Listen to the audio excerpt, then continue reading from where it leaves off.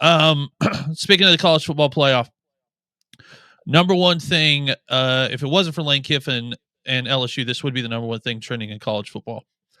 Texas coach Steve Sarkisian, after the win against A&M, getting on the post-game interview and saying that it would be a disservice to college football if Texas is not in the college football playoff after having 3 losses, because in his mind, it's a penalty for playing a tough out-of-conference schedule.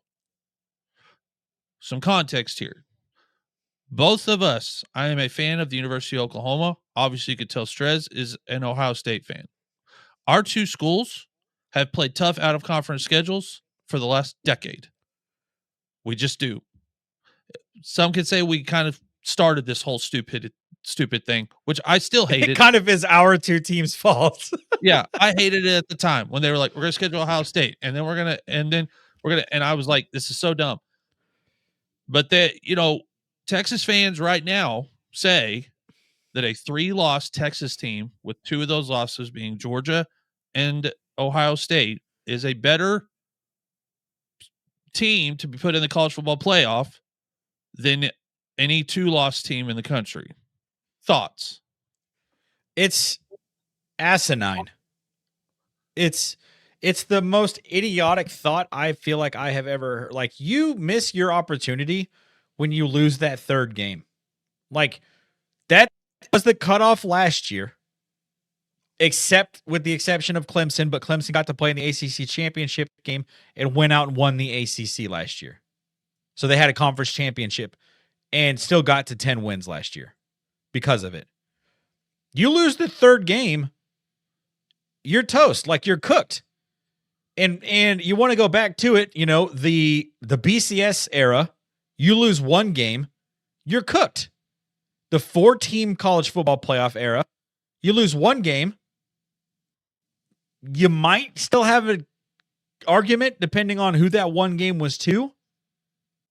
But if you lose 2 games, you're definitely out. We're sitting here in a 12-team playoff arguing about a team who has lost 25% of their regular season games. 3 out of 12. That's 25%, right? That's 1/4. Yep. What are we doing here? And for them to, I saw that Sarkisian clip, by the way, compared their season to 2019's LSU season because of the amount of ranked teams that they beat. And Sark, don't know if you know this, but that 2019 LSU team, probably the greatest college football team we've ever seen outside of like 2001 Miami. And I still think that 2019 LSU team could probably maybe pull one out against that LSU team. They didn't lose 3 games. They didn't lose 2. They didn't lose a single game. For you to sit there and compare a team that has lost 3 games, including one of those games, to a very, very, very bad Florida team, and then also go to overtime with Kentucky and Mississippi State, you do not deserve a shot at the college football playoff. And now they're following up this conversation with saying, well, if we're going to get punished for losing to Ohio State, we're not going to schedule hard out of conference games anymore. That's not the loss that you're getting punished for. Everyone loses to Ohio State. I don't know if you've watched football in the last 365 days, but every single team that's lined up on a field against the Ohio State Buckeyes has come out with an L, including Tennessee, Oregon, Texas, Notre Dame, Texas again. They beat everybody. No one's beating Ohio State. Now, Indiana looks very different season. We'll see what happens in the Big Ten championship game coming up. You get a pass. Lose to the best team in the country. No one is holding that against you. And also, you losing to Georgia, who is currently ranked number 3 in the college football playoff rankings. You get a pass for losing that game too, even though you got curb stomped in that game. What we're not giving you a pass for is losing the way you lost to that bad Florida team. You lost 3 games. One of them was to Florida. If you would have won any one of those 3 games that you lost, we wouldn't even be having this conversation.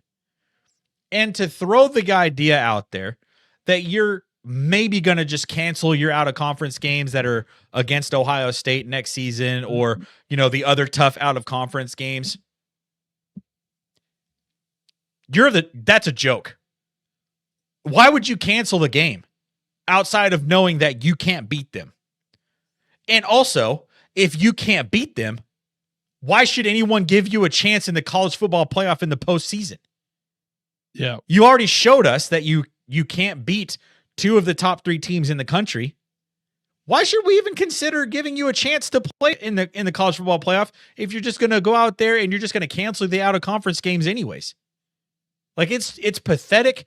It's embarrassing. And I think a bigger stain on college football would actually be if the committee put Texas in over, let's say, an 11-win BYU, by the way, whose only loss was to the number 4 team in the country.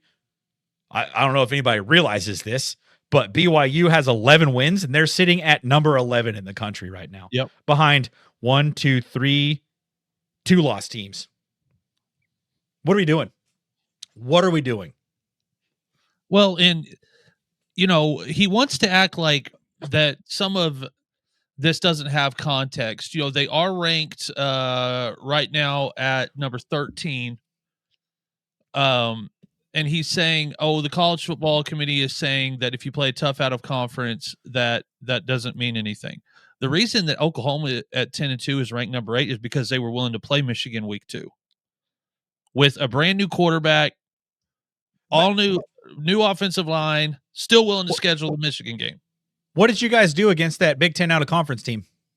We won. Win your games.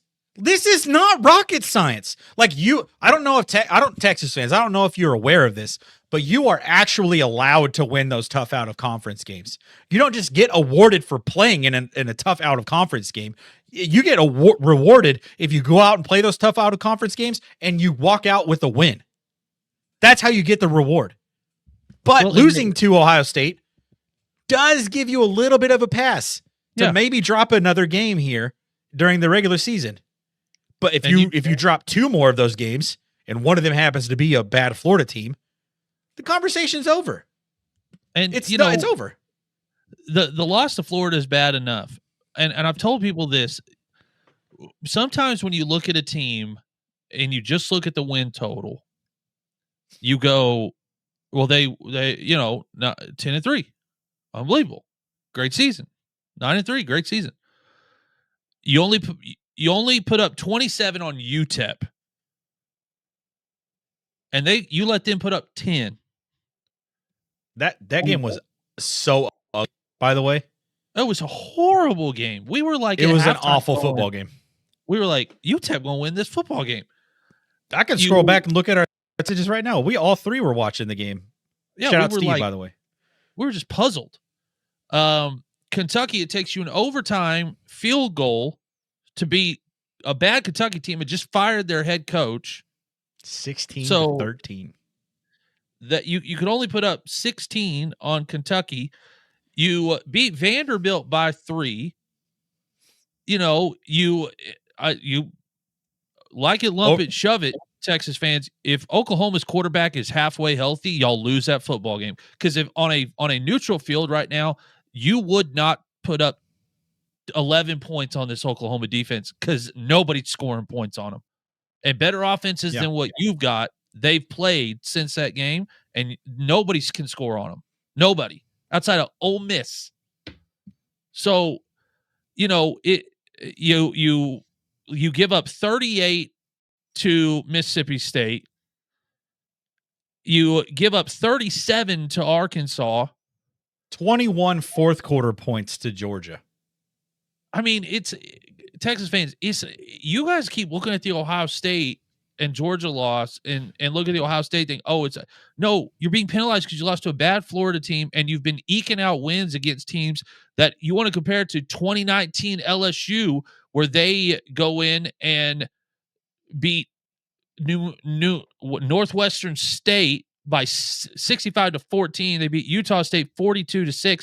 They beat Mississippi State 36-13. They beat a number 9 Florida team 42-28. They have a close one against a number 12 Auburn, but they win it.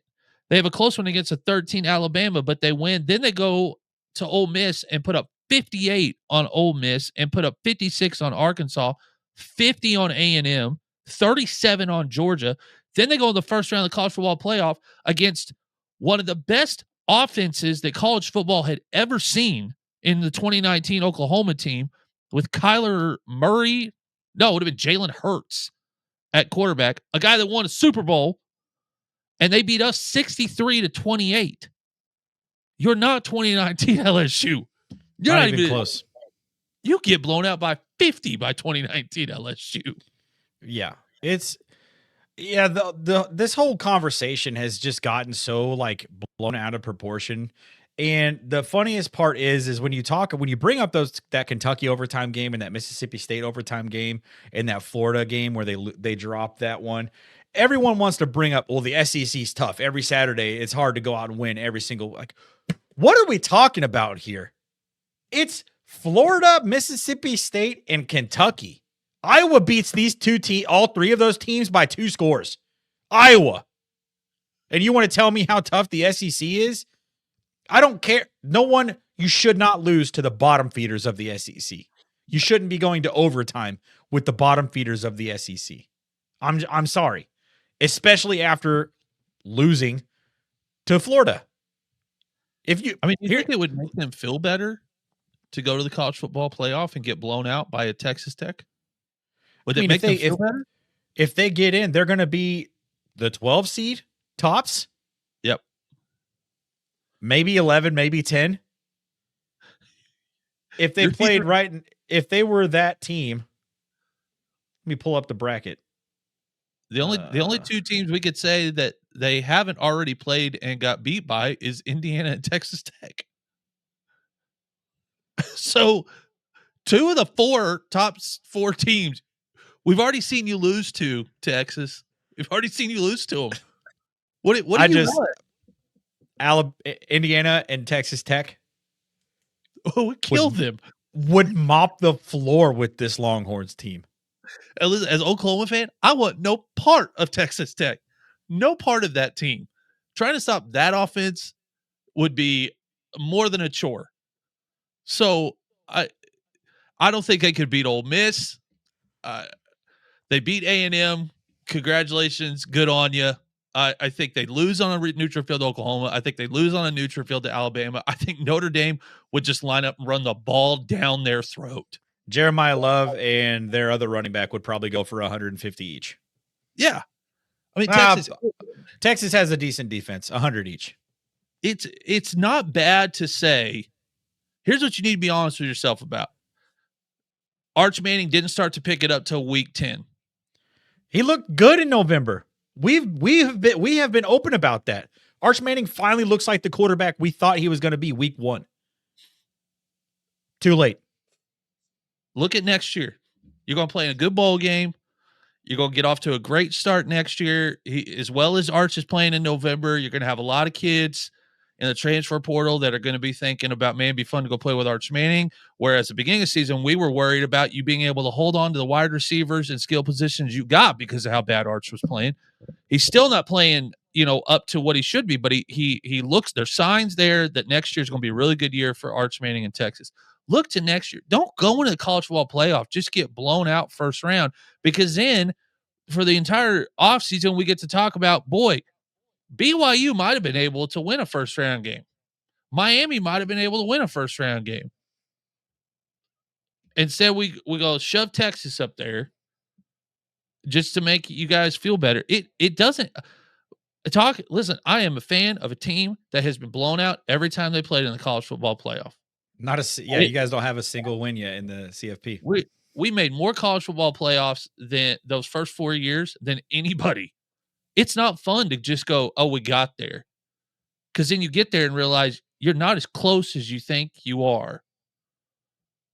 In Texas, you're just not as close as you think you are. If you had to play the schedule that Oklahoma had to play, if you swap SEC schedules with Oklahoma, you guys, we wouldn't even be talking about you with 3 losses.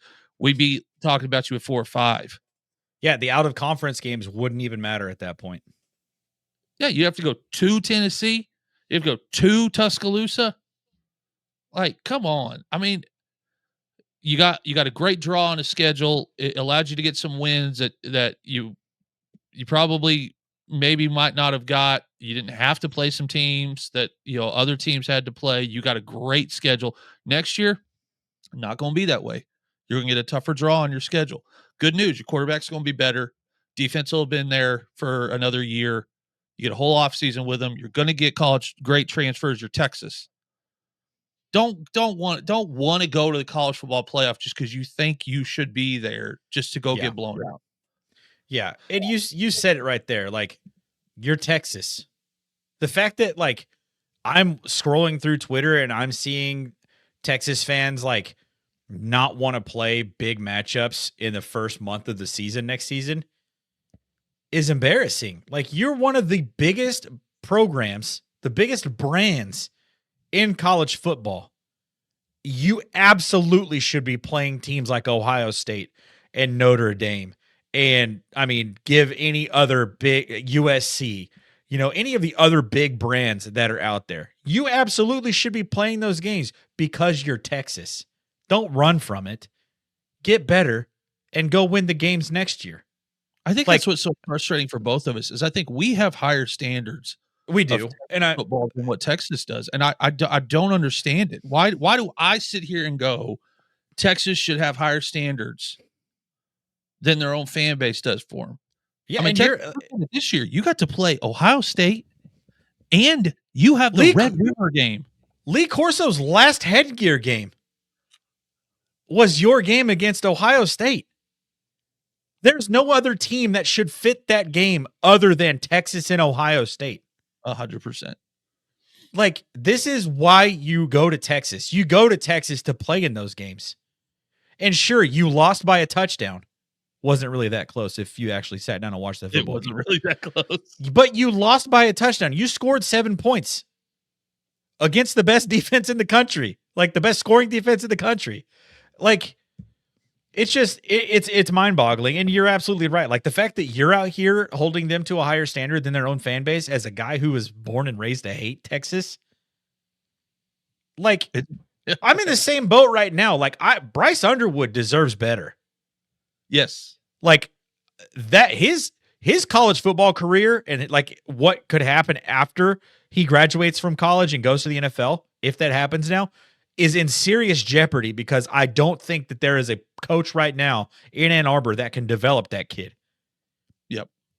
Like, I can't believe that I have higher standards for who should be coaching the team up north than fans of the team up north. Now there's a good select, few people that are, fans of Michigan that are like, Sherrone Moore ain't the guy, but for the most part, like, everyone at Ohio State could tell you that. Yeah. So it's very weird. And, Texas fans, I legitimately, I say this with all love and respect as a fan of college football. College football is a more fun product when Ohio State, Michigan are good and Texas and Oklahoma are good. It's a more fun product when you get to look at it and go, Iron Bowl, good. The game, good. Red River rivalry. When all 6 of those teams are good, you look at college football at the beginning of the year and go, this is going to be good because these 6 teams are competitive. These games are going to be great. We're going to have it. Texas and Oklahoma right now are more competitive with each other from year to year than they have been in a long, long time. Yeah. Like, Texas, I don't want to pull it up, but like, when Bob had y'all's number year in, year, I mean, there was like a 5 or 6 year stretch where we would not be a better football team than y'all and still go up there and win. So it's nothing. Texas should have looked at this as a developmental year from the very beginning. You got 1 year out of Quinn Ewers that you weren't expecting and obviously you needed it based on the first 8 to 10 weeks of Arch. You needed that extra year of him to sit. You got him this year. It didn't really turn on until later into the season, but what you're getting at towards the end of the season is good. This is something to build on. Next year is going to be a great year for Texas football. Yeah. Oh, for sure. Like, I could see a world maybe, I don't know. We get Julian Sam, Bo Jackson, and Jeremiah Smith all back next season. But right now, like, I could genuinely see a world in which Texas goes out and wins that. Like, Ohio State's coming to Austin next year. There are a couple of transfer portal moves from really, really being a really good football team. Yeah, I just don't. Texas, you don't want a participation trophy berth into the college football playoff. I'm telling you, you don't. You don't want it. As a team, as a fan of a team that has earned the right to be there for 4 years straight, once you get there, it's a different. You got to be able to play different styles of football to be able to compete in the college football playoff, because you don't know who you're going to get matched up against and who you're going to not. You can't score with Tech. You can't score with Indiana. Those two teams will run you right off the turf. You're not there yet. And there's nothing wrong with that. Oklahoma's not there yet. We're having a miracle season at 10-2. But we're playing a brand of football that's allowing us to win games in the SEC. This is still a developmental year for us. I don't know a single Oklahoma fan that is like, yeah, this is our year. We're going to make a run in the college football playoff. We're all going, okay, so this is what Brent was talking about. We got to get tougher. We got to get meaner. We got to get faster. We're going to have to compete in the SEC that has all that big size in the trenches, and we're going to have to get tough. And we have. I look at next year and go, how much better are we going to be next year? Who's playing quarterback? But let us know in the comments if Texas gets into the college football playoff. Do we rethink the entire thing that the college football playoff matters at all? Yeah, they've done all they can at this point. Now all they can do is beg. They don't have another game. They don't have another opportunity to show, like some of these other schools that are in, conference championship games. They don't have another opportunity to show how good they are at this point in the season. Like they've already given us their best over the last month. So good luck, Texas. All right.